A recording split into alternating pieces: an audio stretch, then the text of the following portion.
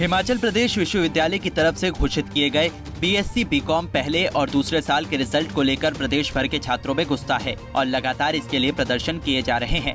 बता दें कि एचपीयू के रिजल्ट में करीब 80% छात्र परीक्षा पास नहीं कर सके हैं, जिसके बाद यूनिवर्सिटी में माहौल गर्म है। छात्र लगातार प्रदर्शन कर रहे हैं। इसी बीच राज्यपाल राजेंद्र विश्वनाथ आलेकर एक कार्यक्रम में हिस्सा लेने के लिए विश्वविद्यालय पहुंचे और इस दौरान छात्र संगठनों ने राज्यपाल को ज्ञापन सौंपा और छात्रों को आ रही दिक्कतों के समाधान की मांग उठाई। छात्र संगठनों का कहना है कि ईआरपी सिस्टम से पेपर चेक किए गए हैं, जिससे 80% छात्र फेल हो गए। छात्रों का कहना है कि इसमें बेहद खामियां हैं। रीचेकिंग के बाद जो पास होते हैं उनकी फीस को रिफंड की जानी चाहिए।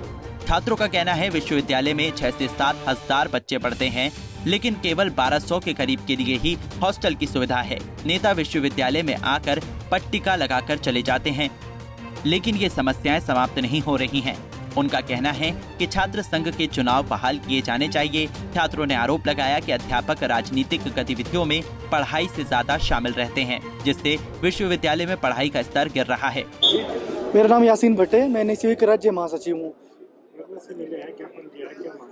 हमने आज हिमाचल प्रदेश विश्वविद्यालय एवं प्रदेश के हजारों लाखों छात्र जो हैं प्रभावित हुए हैं, चाहे वो यूजी परीक्षाओं से रिलेटेड समस्याएं हो या कुछ और हो, इनके रिलेटेड जो है माननीय राज्यपाल महोदय को अवगत करवाया हुआ। इसमें सबसे पहले हमने बात की है कि जो यूजी का रिजल्ट आया है BA BSc BCom का, उसमें हजारों लाखों छात्र जो है फेल हुए हैं। उनमें जो EVS में छात्र फेल हुए हैं 2013 से लेकर के अभी तक प्रदेश के 144 में से किसी भी कॉलेजेस में EVS का जो है सब्जेक्ट जो है इंडल्ज है, लेकिन टीचर्स नहीं है। तो हमने डिमांड करी है कि इनको जो है प्रमोट किया जाए, क्योंकि जब यूनिवर्सिटी या प्रदेश सरकार 2013 से लेकर के 2022 तक इतने लंबे टाइम पीरियड तक जो है इंटीरियर एरिया या प्रदेश के जो है राजधानी के साथ लगते हुए कॉलेजेस हैं, वहाँ पर भी अगर आप टीचर तक मुहैया नहीं करवा पा रहे हो तो आप किस हिसाब से जो है बात कर रहे हो कि आपकी एक क्वालिटी ऑफ एजुकेशन इम्पावर होगी। इसके अलावा हमने बात की है कि बहुत सारी दिक्कतें आई हुई हैं यूजी एग्जाम्स में, जैसे जो इन्होंने पेपर चेकिंग करवाई थी वो सारे ठेके के तहत करवाई है।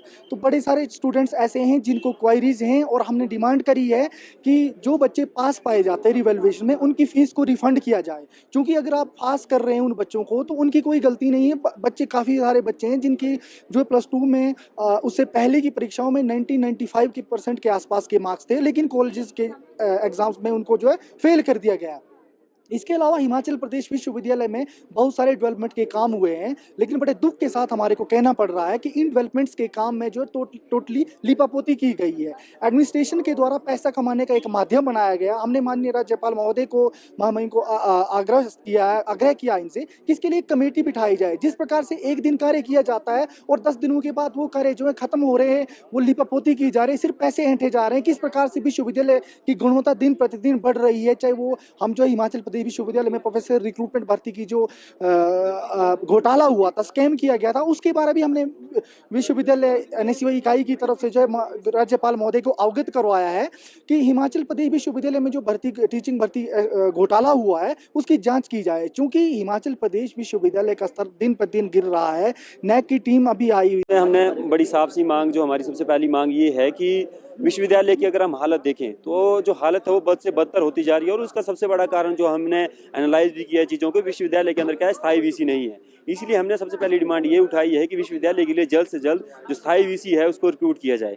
दूसरा, इसमें जो जितनी भी इरेगुलरिटीज़ हैं, चाहे वो आप ERP के अंदर देखें, ERP के इतने खस्ता हाल हैं कि उस खस्ता हाल के चलते हमारे जो अभी के रिजल्ट निकले हैं यूजी के, उन रिजल्ट के बहुत बुरे हाल हैं, और उसका सारा का सारा जो श्रेय जाता है वो हमारे जो ऑनलाइन पेपर चेकिंग हो रही है, जो ERP के अंदर जितनी भी ऑनलाइन स्कैनिंग करते हुए जो पेपरों को चेक किया जा रहा है, उसकी वजह से सारी की सारी दिक्कतें पेश आ रही हैं, जिसके चलते जो बहुत से स्टूडेंट ने क्या है सुसाइड भी कमिट किए हैं।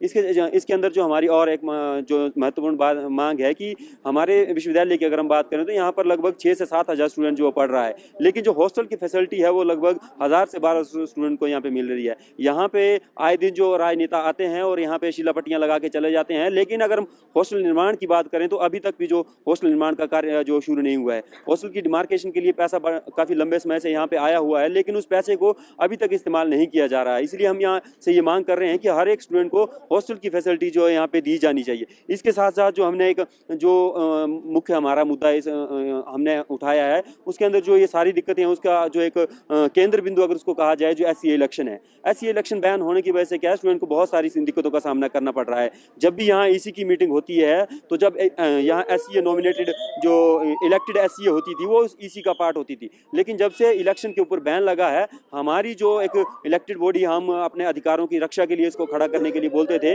वो जो है वो हमसे छीन लिया गया है। इसलिए हम ये मांग कर रहे हैं कि जो छात्रों के जनवादी अधिकार हैं, एससीए इलेक्शन है, उनको जल्द से जल्द जो बहाल किया जाना चाहिए। इसके साथ साथ जो एक और महत्वपूर्ण चीज़ इस विश्वविद्यालय के अंदर देखी जा रही है कि यहाँ के जो अध्यापक हैं वो लगातार जो राजनीतिक गतिविधियाँ हैं उनके अंदर जो इंडल्ज पाए जा रहे हैं। तो हम यहाँ से ये भी मांग प्रशासन से कर रहे हैं कि उन अध्यापकों को ये हिदायत दी जाए कि किसी भी प्रकार की जो राजनीतिक गतिविधि है उसके अंदर शामिल ना हो। उनका काम जो स्टूडेंट को पढ़ाना है तो उसके अंदर जो ज़्यादा से ज़्यादा फोकस करें।